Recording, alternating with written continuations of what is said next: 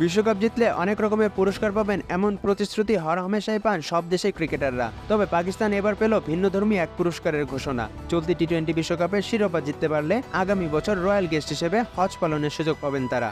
দেশটিতে নিযুক্ত সৌদি আরবের রাষ্ট্রদূত নওয়াফ বিন সাইদ আহমেদ আল মালিকি এই ঘোষণা দেন।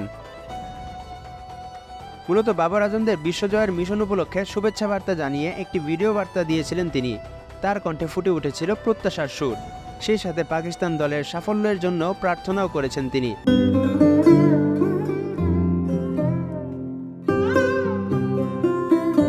এই কূটনীতিবিদ বলেন, পাকিস্তান জাতীয় দলের ভাইদের প্রতি আমার একটাই বার্তা, আল্লাহ চাইলে এবার আপনারা টুর্নামেন্ট জিতবেন। পাকিস্তানের জনগণ আপনাদের এই সাফল্য উদযাপন করবে নিশ্চয়ই, এবং এর পরের বছর হজের সময় রয়্যাল গেস্ট হিসেবে সম্মান দেওয়া হবে খেলোয়াড়দের।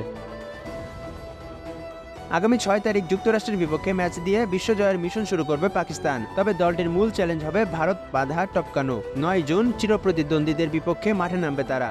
সেদিকেই বেশি মনোযোগ দিতে হচ্ছে তাদের। অধিনায়ক বাবরও চান দলের প্রত্যেকেই ভারত ম্যাচে নিজেদের সেরাটা খেলুক।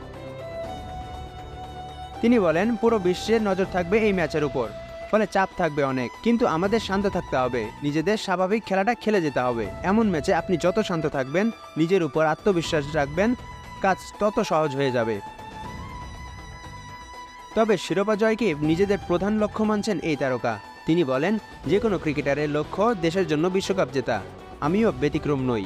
ট্রফি উঁচিয়ে ধরার স্বপ্ন সবসময় দেখি, কিন্তু সেজন্য সব দলের বিপক্ষে ভালো পারফর্ম করতে হবে। মাশরাফি খান সাকিন, খেলা ৭১।